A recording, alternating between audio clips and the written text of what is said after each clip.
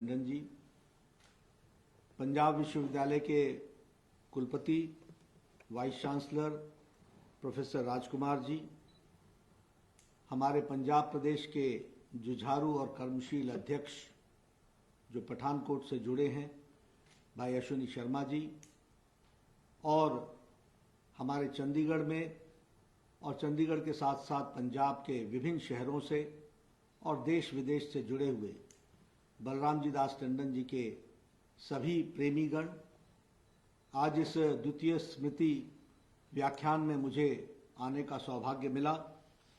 सबसे पहले तो मैं संजय टंडन जी के परिवार का धन्यवादी हूं और उन्होंने मुझे निमंत्रित किया कि मैं इस कार्यक्रम में भाग लूं।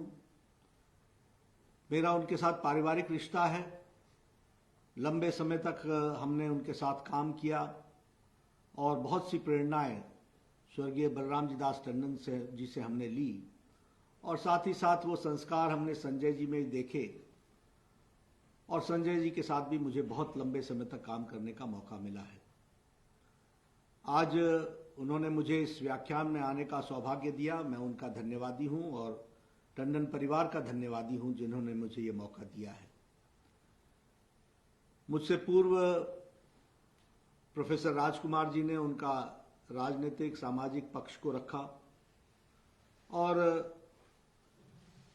संजय टंडन जी ने उनका पारिवारिक पक्ष, एक परिवार के दृष्टि से वो कैसे देखते थे और किन बातों को वो रखते थे और किन संस्कारों की बात वो करते थे, उसको उन्होंने बहुत तफसील से विस्तृत रूप में हमारे सामने रखा है। मैं अपना सौभाग्य मानता हूं कि बलराम जी दास जी के साथ मेरा बहुत ही घनिष्ठ संबंध था। उम्र में वो मुझसे बहुत बड़े थे, तजुर्बे में वो मुझसे बहुत बड़े थे, लेकिन उनका संबंध एक दोस्त के नाते कैसा होता है, उस तरीके का उनका संबंध मेरे साथ रहा। हमारे वो पार्टी के प्रथम जनरेशन के नेता थे। He was the leader of the first generation. और उस जनरेशन में वह संस्थापक सदस्यों में से एक थे जिन्होंने भारतीय जनसंघ की स्थापना की। आप समझ सकते हैं कि उनका कार्यकाल कितना लंबा रहा। फर्स्ट जनरेशन का नेता, 1921 के बॉर्न, और वह अभी कुछ साल पहले तक जनता की, देश की, प्रदेश की सेवा करते हुए कार्यरत रहे। एक लंबा अवसर उनका सामाजिक राजनीतिक जीवन के रूप में गुजरा। सब लोगों ने बहुत सी चर्चाएं की हैं। हम सब जानते हैं कि बलराम जी दास टंडन जी ने विधानसभा के चुनाव लड़े, 6 बार वो विधानसभा के सदस्य रहे, वो उप मुख्यमंत्री रहे पंजाब के, वो विपक्ष के नेता रहे, वो गवर्नर रहे छत्तीसगढ़ के। एक लंबा राजनीतिक जीवन उन्होंने जिया। लेकिन सबसे बड़ी बात जो हमें समझनी चाहिए और आज की जनरेशन के लिए और आज की हमारे साथियों के लिए, कि जब वो सामाजिक जीवन में आए, जब वो राजनीतिक जीवन में आए, तो उस समय पाने को कुछ नहीं था, खोने के लिए सब कुछ था। वो एक वैचारिक पृष्ठभूमि पर हम सबके बीच में आए थे। वो समय था जब कोई सोच भी नहीं सकता था कि हम विधानसभा की ड्योढ़ी भी पार करके कभी विधानसभा के अंदर जाएंगे। यह जनसंघ की शुरुआत थी। कोई समझ भी नहीं सकता था कि हम कभी पार्षद बनेंगे। इसलिए there are 2 types of politics. One is the politics of ideology and another is politics of power. He was a person from the politics of ideology. एक विचारधारा के लिए समर्पित होकर के जीवन लगाना और अपने जीवन के साथ साथ उस जीवन को, उस विचारधारा के साथ जीना, यह बलराम जी दास टंडन जी से हमको सीखने को मिलता है, हमको समझने को मिलता है और यह हमको ध्यान में रखना चाहिए। वो क्या समय था, अमृतसर की गलियों में घूमना, अपने विचार को लेकर के आगे बढ़ना। सब जगह उस समय कांग्रेस कांग्रेस दिखती थी। दूर दूर तक हमारे कहीं सत्ता में आने का सवाल नहीं था, लेकिन उस समय उन्होंने पूरी ताकत से पार्टी को खड़ा करने का काम किया, जनसंघ के दिए को घर घर जलाने का काम किया, घर घर में दिया जलाने का काम किया, विचारधारा की दिया को जलाने का काम किया। हम सबको मालूम है कि वो विधानसभा में जब गए तो तब से लेकर के उन्होंने पंजाब की राजनीति में एक विशेष अपना योगदान किया, एक अपना विशेष स्थान बनाया। हम सबको यह भी मालूम है कि जब इमरजेंसी लगी तो वो पहले दिन ही अरेस्ट कर लिए गए थे और पूरे 19 महीने वो जेल में रहे। और यहां बैठे मुझे नहीं मालूम कि किन लोगों को कितना इमरजेंसी की याद है, लेकिन मैं उस समय 15 वर्ष का था और मैं स्कूल से कॉलेज की ओर प्रस्थान कर रहा था। तो उन दिनों में जब अरेस्टिंग होती थी तो यह समझा जाता था कि पता नहीं कभी लौट कर आएंगे कि नहीं आएंगे, पता नहीं कभी हम जेल की दीवारी से बाहर निकल पाएंगे कि नहीं निकल पाएंगे। उस समय बलराम जी दास टंडन जी ने अपने आप का अरेस्टिंग भी दी, जेल में भी रहे, मीसा DIR दोनों लगी, maintenance of internal security act, defence of Indian rule, ये सब लगा उन पर, सारी धाराएं लगी। और उन्होंने अंदर रह करके सिर्फ अंदर ही, जेल के अंदर ही लोगों का मनोबल नहीं बढ़ाया, उन्होंने परिवार का और समाज को संदेश देकर के भी जेल के अंदर से मनोबल बढ़ाया। इसको हमको समझना चाहिए, इसको हमको जानना चाहिए। और ये छोटी घटना नहीं है। हमारे यहां जेल में साथी, मुझे अच्छी तरीके से ध्यान में है कि जब वो जेल में थे तो उनके साथी, राजनीतिक साथी, बहुत बार दुखी हो जाते थे, बहुत बार उनके मन डिप्रेशन में हो जाता था। बलराम जी दास टंडन जी हमेशा कहते थे, विपरीत परिस्थितियों में ही रास्ता निकालना और आगे बढ़ना, यही जीवन की शैली है, इसी को जीवन कहते हैं, इसी को जीवन मान करके चलते हैं। तो उन्होंने जेल के अंदर भी वो सबको योगदान किया, सबका मनोबल बनाए रखा। बाहर आए, फिर उन्होंने फिर से सरकार में आए, सरकारें चलाई। और एक समन्वय देखिए, प्रकाश सिंह बादल जी हमारे वरिष्ठ नेता, अकाली दल, शिरोमणि अकाली दल के और पंजाब के वरिष्ठ नेता, उनके साथ उनका संबंध कोई 2 दिन का नहीं, कोई 2 साल का नहीं, कोई 20 साल का नहीं, जन्म का संबंध। हर दृष्टि से एक बराबरी के स्तर पर सारी बातों को एक दूसरे से शेयर करना, पारिवारिक बातों से लेकर के सामाजिक विषयों के बारे में चर्चा करना, राजनीतिक विषयों के बारे में चर्चा करना, यह उनकी विशेषता थी। मेरा संबंध उनसे, क्योंकि मैं पड़ोसी राज्य से हूं, हिमाचल से हूं, तो समय समय पर मेरा उनके साथ संबंध आता था। जब भी मैं चंडीगढ़ आता था तब भी मैं मिलता था। ज्यादा संबंध मेरा तब आया जब मैं अखिल भारतीय महामंत्री बन गया और जब मैं दिल्ली आया और मैं पार्टी की गतिविधि देखने लगा, तो मैंने एक बात देखी। उस समय तक बलराम जी दास जी ने निश्चय कर लिया था कि मैं चुनाव नहीं लड़ूंगा, मैं अब चुनावी राजनीति से अलग हट करके सामाजिक राजनीतिक काम करूंगा। मुझे याद है कि उनका एक बार फोन आया, मैं दिल्ली था, कि मैं आपसे दिल्ली मिलना चाहता हूं। मैंने कहा, आप दिल्ली मुझसे मिलने क्यों आएंगे, मैं आपकी जब भी चंडीगढ़ आऊंगा तो आपसे मिलूंगा। बोलने लगे, नहीं नहीं नहीं, मैं आऊंगा, मुझे आना है। मैंने कहा, नहीं, अच्छा नहीं लगेगा कि आप दिल्ली आएंगे, मैं आता हूं। उन्होंने कहा, तुम नहीं जानते, मैं आऊंगा। वो आए दिल्ली। मैंने कहा, मैं आपसे मिलने पंजाब भवन आ जाता हूं। बोले, नहीं, मैं कार्यालय आ रहा हूं। ये देखिए समर्पण, हमारे से वो इतने बड़ी उम्र के प्रथम जनरेशन के नेता, और वह कह रहे हैं कि कार्यालय आता हूं। मैंने कहा, ठीक है जी। हम आए, बैठे, चाय पी। हमने कहा, क्यों आना? उन्होंने कहा, देखो, मेरा व्यक्तिगत कुछ नहीं है, लेकिन मैं जो पार्टी के बारे में समझता हूं वो मैं तुम्हारे साथ शेयर करना चाहता हूं। ये तड़प आप समझिए, ये देखिए कि जिस रास्ते से हम गुजरे हैं, उस रास्ते पर पार्टी चल रही है। मन को बहुत खुशी होती है, मन को बहुत अच्छा लगता है, मन को लगता है कि पार्टी किस तरीके से आगे बढ़ रही है, इसको इसी तरीके से बढ़ना चाहिए। लेकिन मेरे कुछ सुझाव हैं, उन सुझावों को मैं रखने यहां पर आया हूं। आप देखिए, आप समझिए कि जीवन के शाम पर राजनीति से एक तरीके से अपने आप को अलग रखने के बावजूद वह पार्टी के प्रति कितने चिंतित थे, यह इस घटना से प्रतिलक्षित होता है। मैं छत्तीसगढ़ का प्रभारी था, वो छत्तीसगढ़ के गवर्नर बन गए। बाद में मैं स्वास्थ्य मंत्री बन गया। मैं प्रभारी था, मैं छत्तीसगढ़ गया, छत्तीसगढ़ में रायपुर में रुका, दिन भर मैंने काम किया। काम करने के बाद शाम को मैंने दिल्ली आने का निश्चय किया। मुझे फोन आ गया, कहने लगे, मैं कहा गवर्नर साहब का फोन है। मैंने कहा गवर्नर साहब, बलराम जी दास जी हैं। मैंने कहा जी, फोन हमने सुना। कहने लगे बिना घर आए कैसे वापस जा रहे हो? मैंने कहा जी गलती हो गई।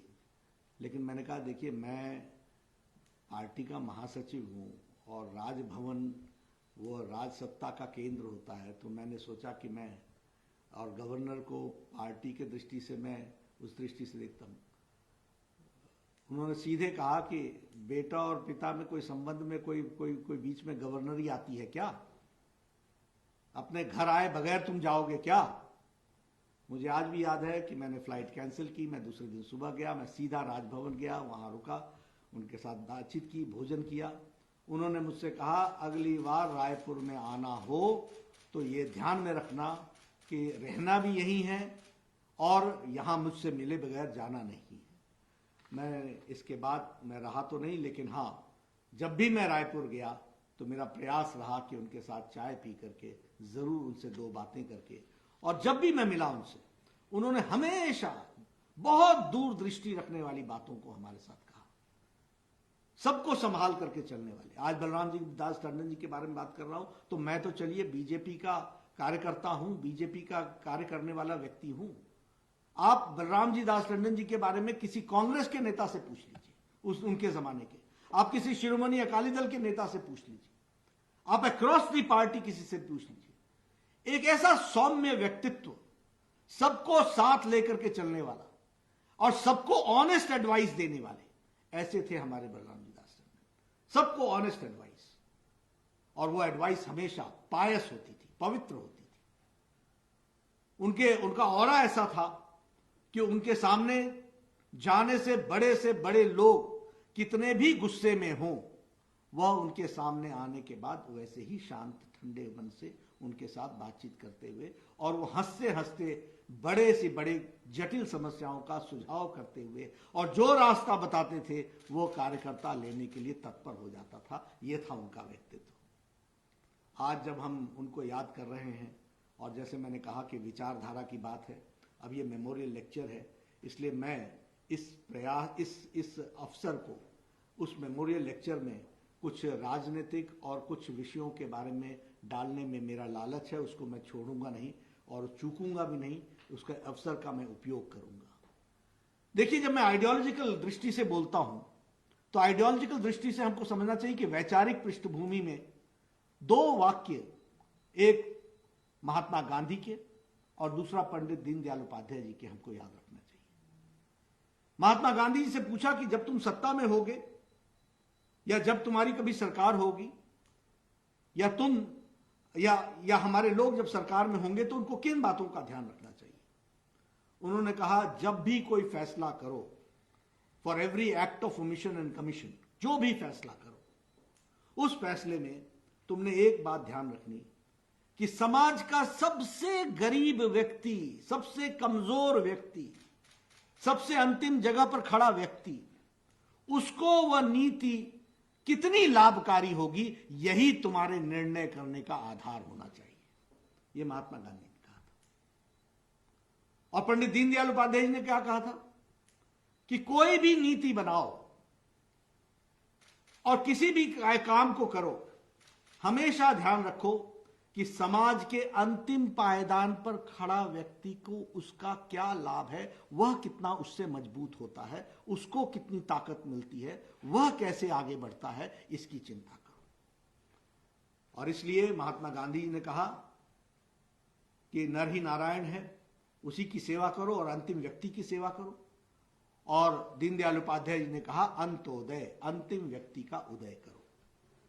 आज मुझे खुशी होती है कि जब मैं इन बातों की चर्चा कर रहा हूं, तो जिस आइडियोलॉजी के लिए बलराम जी दास टंडन जी ने अपना जीवन दे दिया, जिस आइडियोलॉजी के लिए, जिस विचारधारा के लिए बलराम जी दास टंडन जी अपने जीवन भर लगे रहे, आज उसको हम नरेंद्र मोदी जी के नेतृत्व में चलने वाली सरकार से साकार होते देख रहे हैं, उसको हम स्पष्ट रूप में पूरा होते हुए देख रहे हैं। यह बहुत ही महत्वपूर्ण बिंदु है और मुझे लगता है कि बलराम जी दास टंडन जी के लिए भी, उनकी आत्मा की शांति के लिए भी और उनके बताए रास्ते पर चलने के लिए आज भारत की सरकार मोदी जी के नेतृत्व में जिस तरीके से कर्तृत्व के साथ आगे बढ़ी है, वो हम सबको ध्यान में रखना चाहिए। और जब मैं ये कहता हूं कि अंत्योदय की बात, तो मैं ये सिर्फ कहने के लिए नहीं कह रहा हूं, सिर्फ बातों को रखने के लिए नहीं कह रहा हूं। इसके पीछे आधार है, जिस आधार को हमको समझना चाहिए।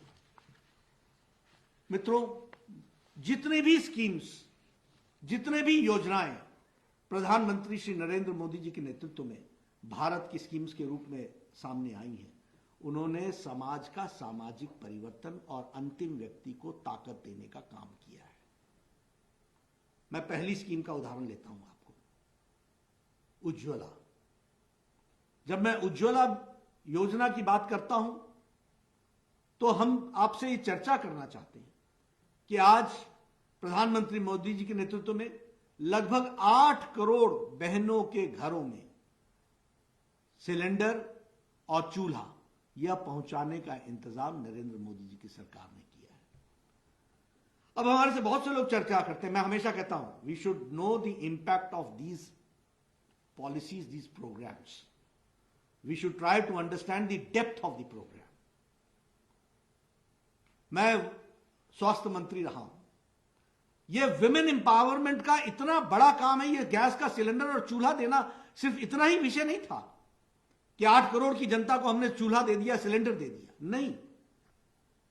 यह इससे कहीं डीप इंपैक्ट रखने वाला कार्यक्रम है।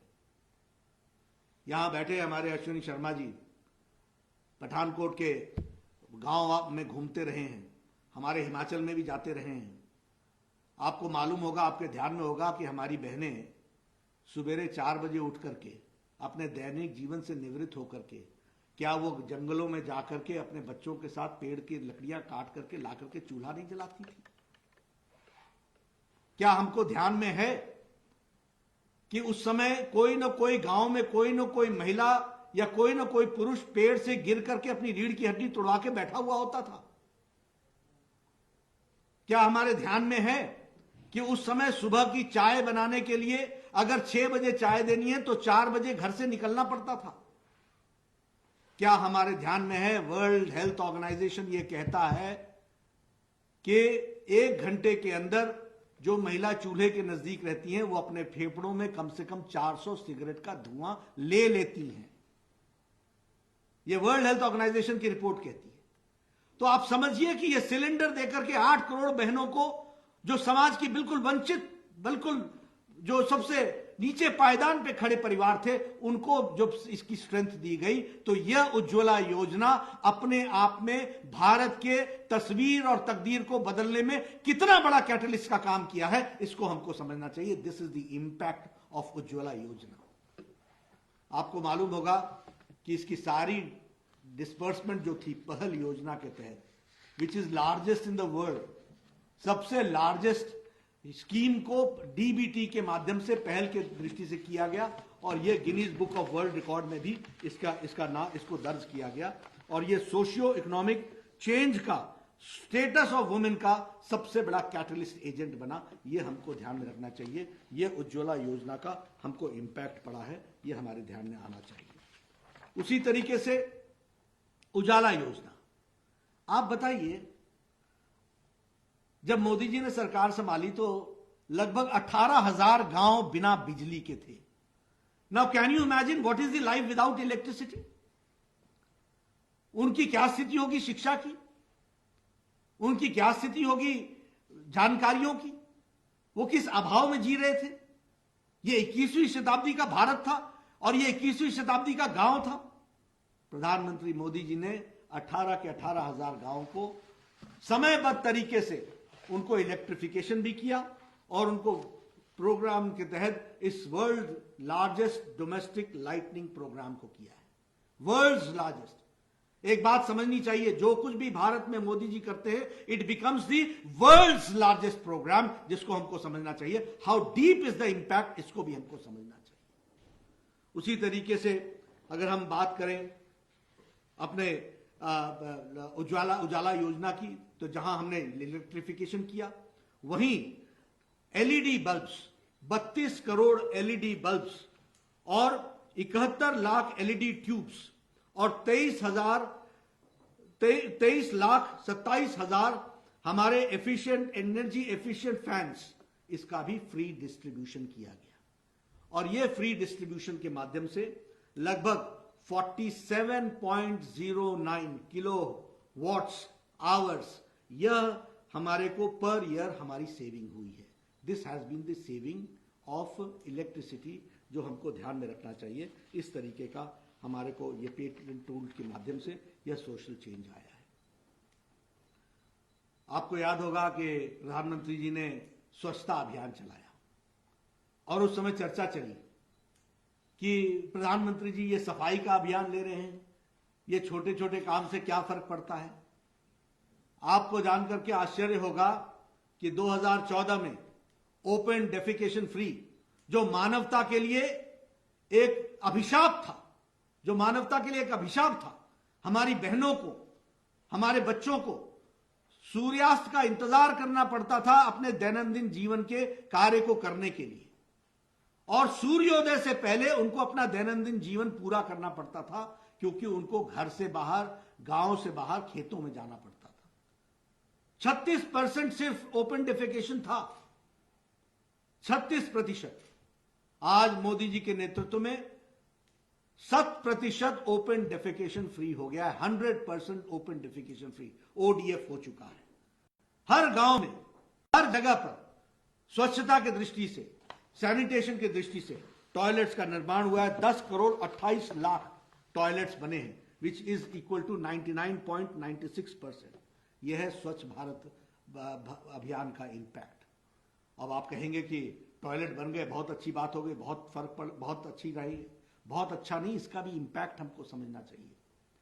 अंडर 5 मॉर्टैलिटी, यानी 5 साल से नीचे के बच्चे, इनकी डेथ रेट में, मॉर्टैलिटी में बहुत बड़ा फर्क पड़ा, क्योंकि डायरिया से और कॉलेरा से मरने वाले लोगों की और मलेरिया से मरने वालों की संख्या बच्चों की अत्यधिक थी। उस पर इसका इंपैक्ट पड़ा है। यह भी हमको हेल्थ दृष्टि से समझना चाहिए। और आने वाले समय में हेल्थ इंडिकेटर्स इसको इंडिकेट कर रहे हैं कि there is a serious uprise and there is ये जो फॉल था मॉर्टैलिटी रेट में, अंडर 5 मॉर्टैलिटी में, इसमें बहुत ज्यादा सुधार आया है। इस बात को भी हमको ध्यान में रखना चाहिए।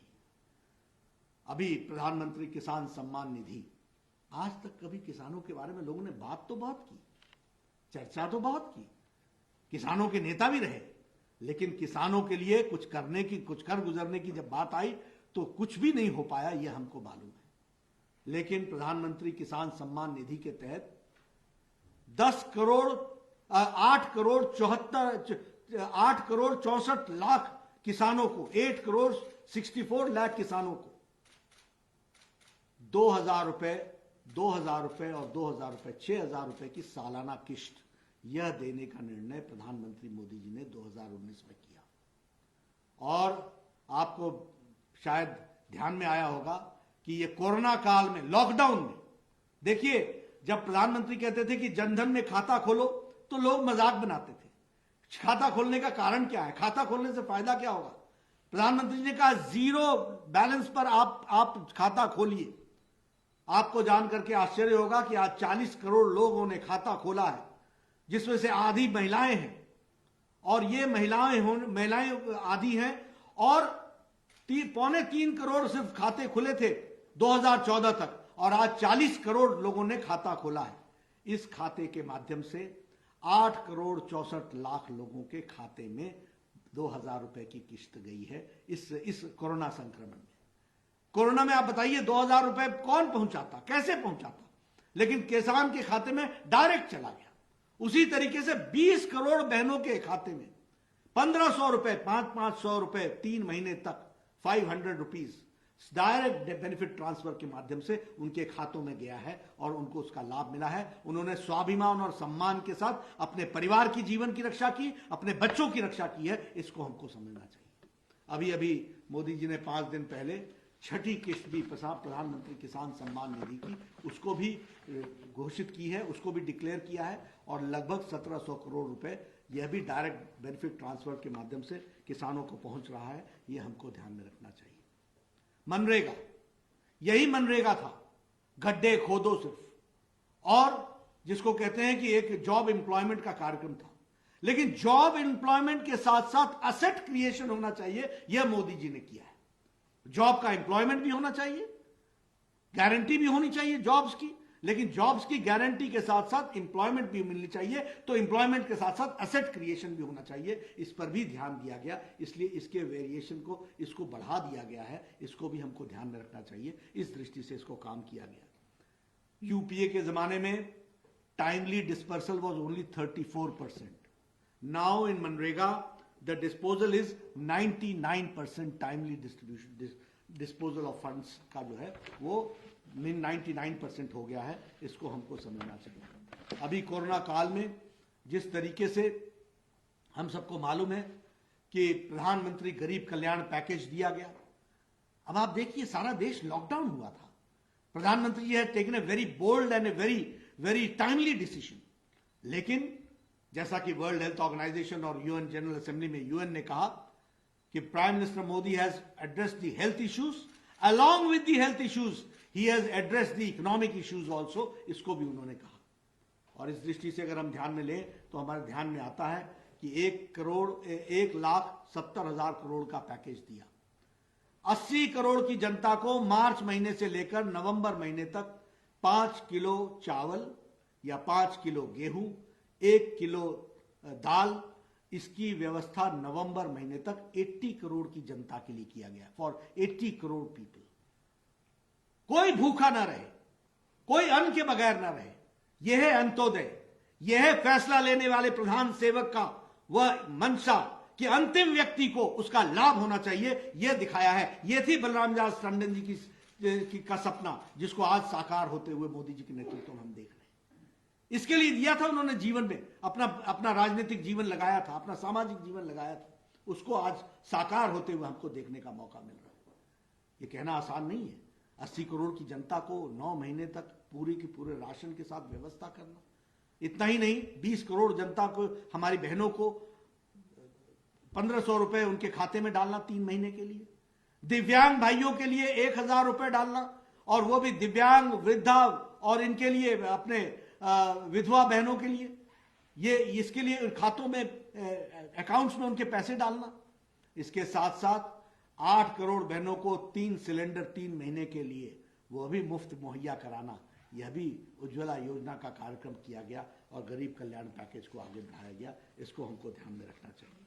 लेकिन मैं आपसे एक निवेदन करना चाहता हूं कि प्रधानमंत्री मोदी जी ने कहा है कि आपदा को अवसर में बदलना है, और इसलिए आत्मनिर्भर भारत, और आत्मनिर्भर भारत में 20 लाख करोड़ रुपए का पैकेज। यह पैकेज बहुत चीजों से जुड़ा हुआ है। यह पैकेज एयर स्पेस से भी जुड़ा हुआ है, यह पैकेज माइनिंग से भी जुड़ा हुआ है, ये पैकेज कोल से भी जुड़ा हुआ है, यह पैकेज एयर स्पेस से भी जुड़ा हुआ है, यह पैकेज आर्मी के दृष्टि से जिसको हम कहते हैं कि घरेलू उत्पाद, यानी हमारे घर में ही इसका प्रोडक्शन हो, इससे भी जुड़ा हुआ है।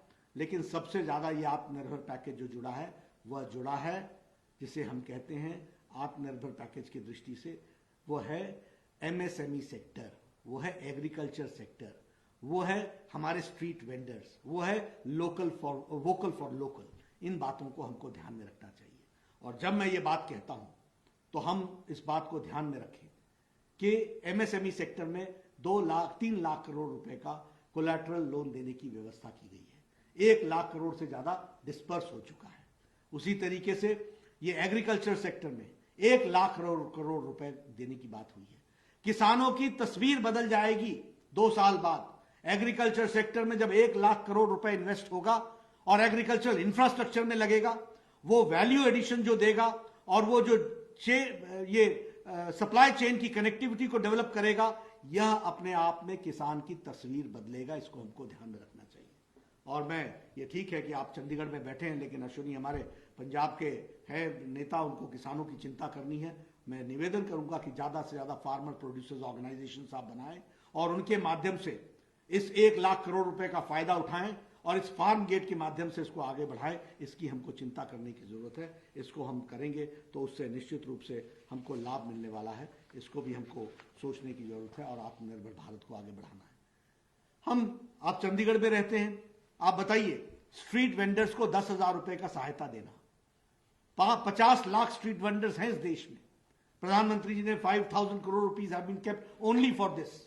I would request that in Chandigarh, no street vendor should be left. In Amritsar, no street vendor should be left. Everybody should be given that facility, and that facility has to be given. इसको उनको ध्यान में रख करके करना चाहिए, ऐसा मेरा निवेदन है। मैं आज ये सारी बातें आपसे इसलिए कर रहा हूं, आपने व्याख्यान बलराम जी दास टंडन जी के ऊपर रखा था। बलराम जी दास टंडन जी जिन बातों को लेकर चले थे, उन बातों को स्कीम के रूप में रखते हुए आज उसको पूरा करने का काम हमारी सरकार, केंद्र की सरकार कर रही है। वो हम आपके साथ शेयर करना चाहते थे। वो इसलिए शेयर करना चाहते थे कि किसी का जीवन, राजनीतिक जीवन, वो व्यर्थ नहीं गया, वो सार्थक रहा। उनका जीवन सार्थक रहा। जिन रास्तों पर चलने के लिए उन्होंने कहा था, आज भारतीय जनता पार्टी के एक एक कार्यकर्ता को ये खुशी है कि ये सौभाग्य मिल रहा है कि जिस आइडियोलॉजी के लिए हम सब लोगों ने, जब पाने को कुछ नहीं था, खोने को सब कुछ था, तब चले थे, उसको आज जब हम साकार होते देखते हैं तो हम पाते हैं कि बीजेपी का एक एक कार्यकर्ता एक क्रूसेडर के रूप में मोदी जी के नेतृत्व में इन सारी बातों को नीचे जमीनी स्तर पर उतारने का प्रयास कर रहा है, जिसने भारत की तस्वीर को बदलने में एक बहुत बड़ा योगदान किया है। India has become an international power in the sense हमारी पहचान को दुनिया मानने लगी है। और मोदी जी के नेतृत्व में आम आदमी का विकास, जिस तरीके से सर्वांगीण विकास में इन स्कीमों ने योगदान किया है, वो हमको ध्यान में रखना चाहिए। मैं अंत में एक सिर्फ आपसे एक आयुष्मान भारत के बारे में डिस्कस करना चाहता हूँ, which is again the world's largest health care scheme. Western world has been talking about universal health coverage.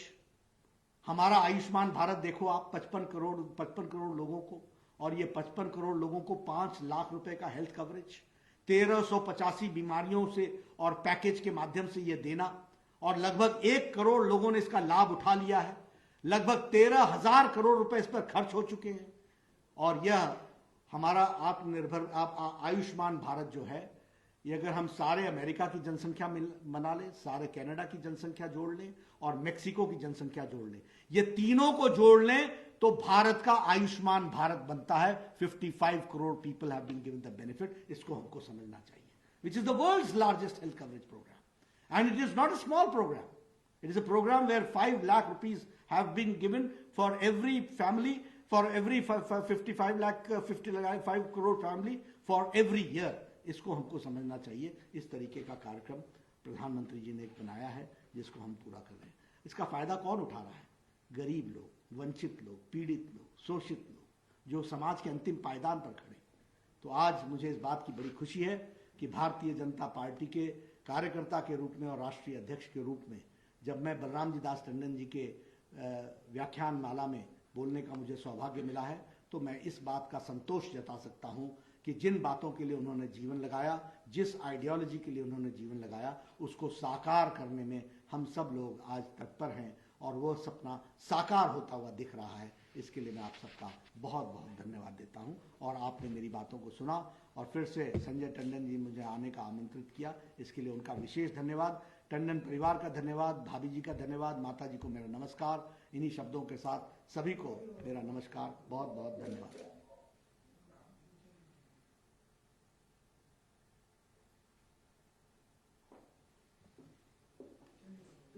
Balram ji Das Tandon के जीवन से जुड़े प्रत्येक पहलू को बखूबी से उजागर करने वाले और उनके सपने को साकार होते हुए देखने वाले और उसकी एक बहुत ही विस्तृत झलक प्रस्तुत करने वाले श्री जेपी नड्डा जी के इस बेहद प्रभावशाली एवं प्रेरणादायी स्मृति व्याख्यान के लिए पूरे पंजाब विश्वविद्यालय परिवार की ओर से उनका हृदय से आभार।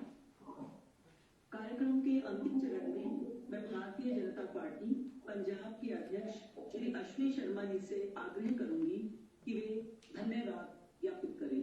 श्री अश्विनी शर्मा जी।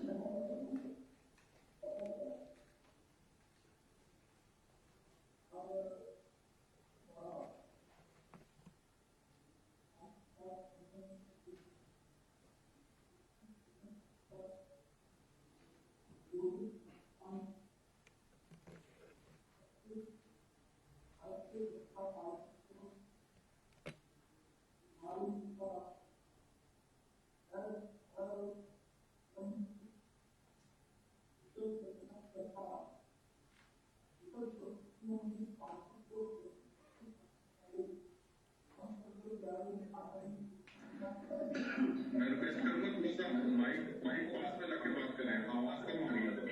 Thank you.